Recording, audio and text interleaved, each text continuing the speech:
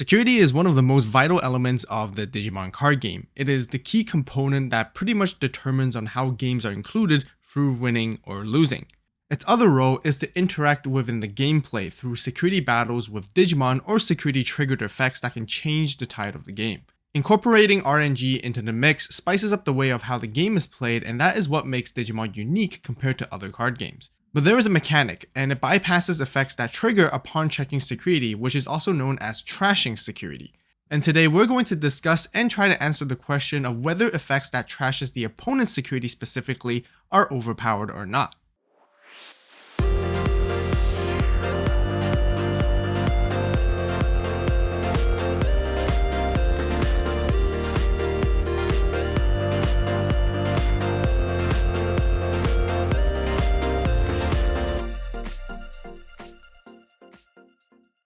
The basic concept of trashing a security is to remove it immediately without being able to activate any of its security effects of the card.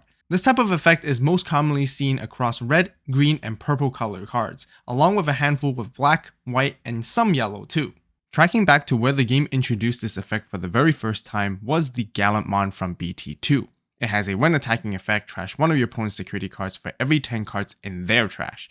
Since this was the very first time that this effect was created, it made Gallantmon seem to be one of a kind. We then began to see more usage of this mechanic as the card game grew over time, with even more cards containing this kind of effect. In BT4 Great Legend introduced Dandevimon.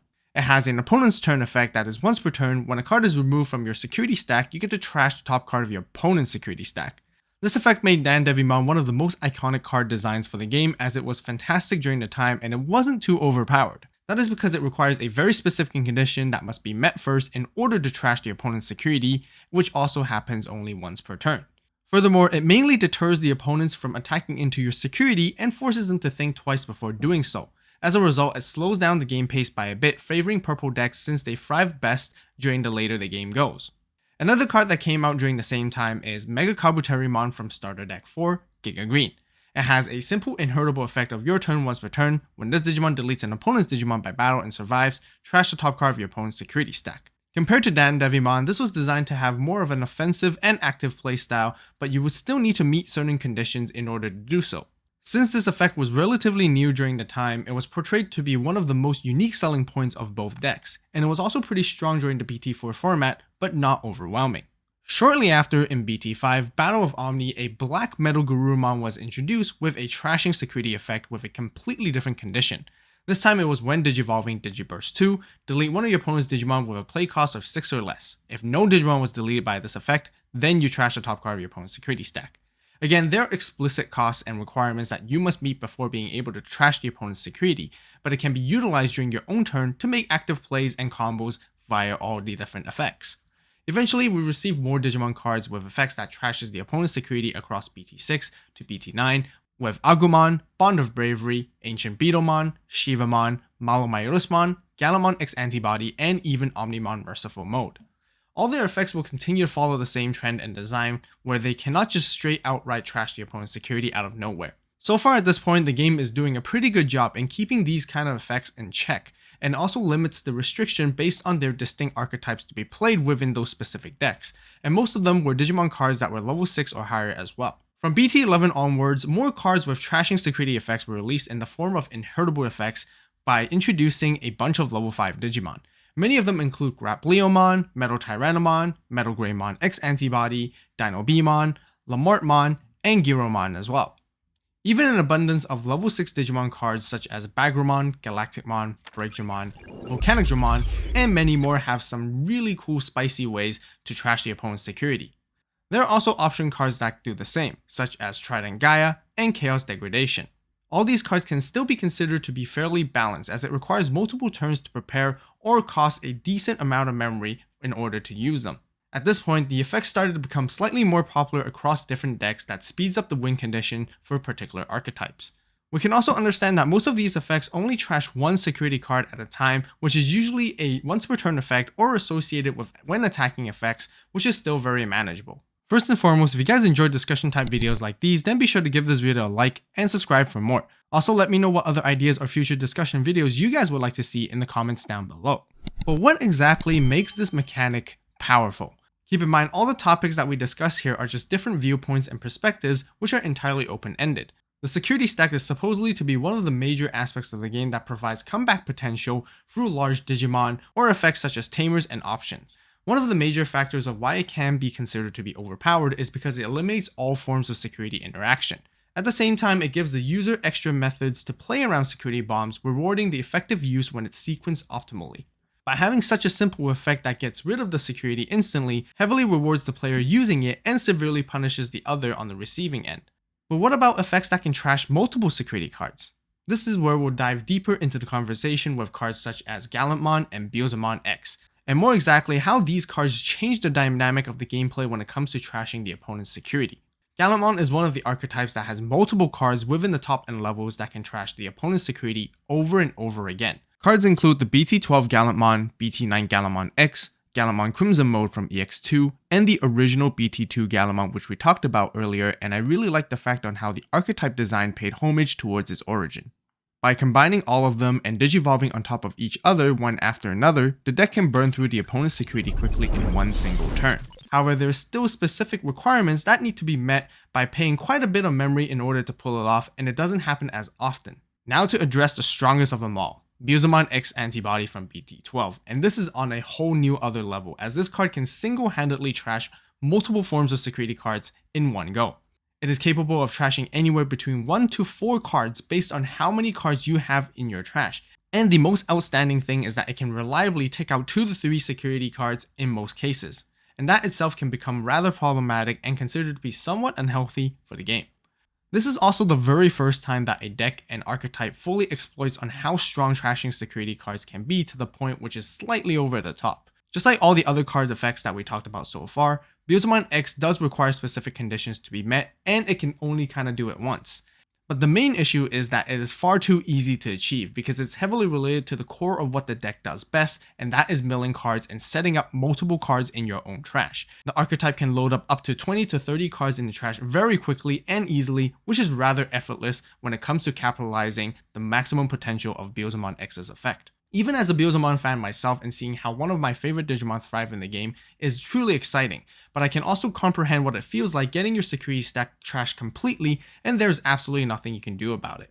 It can be somewhat frustrating at times as this is an element that is completely out of your control, especially when your final line of defense is being your security and it couldn't even help either. This is a really good example of where players probably really feel that this mechanic totally defeats the purpose of having security to begin with. Even I sometimes feel that this is way too much, to the point that Bandai had to restrict the EX2 Impmon down to 1 copy just to slow down the speed of the deck. And this can potentially answer the question of how trashing the opponent's security is considered to be way too overpowered and explained. Another recent example would be the ShineGreymon deck with its burst mode form in particular. It is not surprising that the initial thought of this effect doesn't seem to be as strong as Beelzemon X, since it can only trash 1 security card per turn. But let me explain to you guys why it's actually equivalent or just as good and pretty much can be considered as overpowered. The entire package allows a player who controls ShineGreymon Burst Mode to return a Marcus Daemon even if it was suspended to begin with back to their hand and then play it immediately for free, gaining Rush and 12,000 DP. Remember how I mentioned that most trashing security effects require specific conditions to be met or set up first, but as for ShineGreymon Burst Mode's effects, there's virtually no requirement as long as you have a Marcus Daemon in hand to begin with. As a result, pulling off this combo and trashing the opponent's security is pretty much built in and effortless, similar to the Beelzemon X Antibody's provision. Other than Beelzemon X and Gallantmon Crimson Mode, there are also several other cards that can trash multiple securities at the same time, where we have Goldramon, Ragnarlordmon, and the upcoming Fanglongmon from EX5, which is currently available in the Japanese meta. These cards can also be rather oppressive at times, since they can exclusively end games instantly and quickly too. However, the conditions of meeting their requirements of trashing multiple security cards were designed to be slightly more difficult to achieve when compared to Beelzemon X at the moment. Yet these cards and decks can be dangerously close to reaching towards that kind of level of the Beelzemon deck depending on the type of support it gets in the future, and this is one of the main reasons why they need to be kept in check. Omnimon X Antibody from BT10 even took the trashing security cards to a whole new level by being able to look at your opponent's security stack and choose what you want to trash among them, giving the user an insane amount of advantage. Even though this kind of level of effect is incredibly good, throughout my gameplay experience, this is something that you're only really able to pull off every once now and then. And that is why the Omnimon X Antibody effect is still relatively fair. Other than trashing security cards, there are also a couple of other similar effects, such as making your opponents add the top card of their security stack to their hand instead. Current cards that have this type of effect at the moment are Mirage Gallantmon, Ravemon, and Ravemon Burst Mode. The general approach of both these effects are pretty much the same thing, since adding a card from the security stack also prevents any security effects from activating. But the main difference is that it doesn't outright get rid of the card and rendering it useless, giving the opponent a slight opportunity to still be able to use the card afterwards. Another effect that has a very similar outcome as to trashing the opponent's security would actually be Virus Imperialdramon Fighter Mode from EX3. It has a when digivolving effect that actually prevents any of your opponent's security effects from activating for the turn. It is actually recognizable that this effect can be even more powerful compared to trashing security cards because it even plays around the effects of Odin's Breath, and this is a card that can still activate even when it's trashed from the security in particular. The only reason why the Virus Imperialdramon's effect isn't just as overpowered as it seems for the time being is due to the nature of how the deck is played and the lack of adequate support at the moment, but most importantly, that's the one and only card that can do it at the moment. Aside from those effects, we also have cards like WarGreymon from BT1 and a Delicate Plan option card, which prevents specifically the opponent's security option card's effects from activating. It is evident that this effect is nowhere near as good as trashing security cards, which can be seen as to be more balanced. So moving into some of the main key questions that we're trying to ask in today's videos is what should the card game do? Should trashing security effects no longer be made? What sort of design procedures should Bandai take to prevent something similar to Beelzemon from happening ever again? I personally feel that most trashing security effects are fairly balanced at the moment, other than Beelzemon X. Therefore, it is important to keep this mechanic minimal and not to make too many of them. One of the possible methods is to focus more on effects that actually add security cards to the hand instead of trashing them for subsequent card designs but still maintain at a minimal level. Another way is to continue to limit trashing security effects to once per turn as much as possible, just like the level 5 inheritable effects which we discussed earlier in the video. Multi-trashing can be still considered to be alright, as long as there are very specific conditions and requirements that must be met and it cannot be easily achieved all the time. But on the other hand, it may still be very challenging for the card game to keep check of this constantly, especially when it comes to future-proofing it. An interesting thing is that there's actually a card made to counter trashing effects such as Odin's Breath, which we talked about earlier, and that is because its main effect can still be activated when it is trashed from security. Despite for it to be a very good intuitive counter, I wouldn't necessarily think of it as one of the best solutions or the best ways for the game to bring more of these type of cards for its sole purpose just to counter against trashing security effects. And that is because this will seem like that the game is just creating cover-ups upon cover-ups, and the last thing that we would like to see is to have endless counters on top of one another, which loops back to the main point of foregoing the purpose of security. In the meantime, Odin's Breath can still be seen as a decent card itself because it's primarily just a one-of and is designed mainly to synergize with Kentorosmon and Yellow decks rather than being a direct counter to trashing security effects. There are also other cards that can somewhat interact with trashing security effects, such as Dynasmon, Shadow Seraphimon, WarGreymon Ace, BT4 Kari, and a couple of others. These effects are somewhat parallel to Dandevimon's effect to gain counter value when a security card is removed, and I think having a bit more of these would be great. These are some of my personal suggestions and recommendations. What do you guys think? Let me know in the comments down below. If you guys enjoyed discussion videos like these and want to know what the best cards are in RB01, then be sure to watch this video right here. As always, thank you guys so much for watching. You guys have a great day, great night, wherever you are. See you next video, and this is AVAULT signing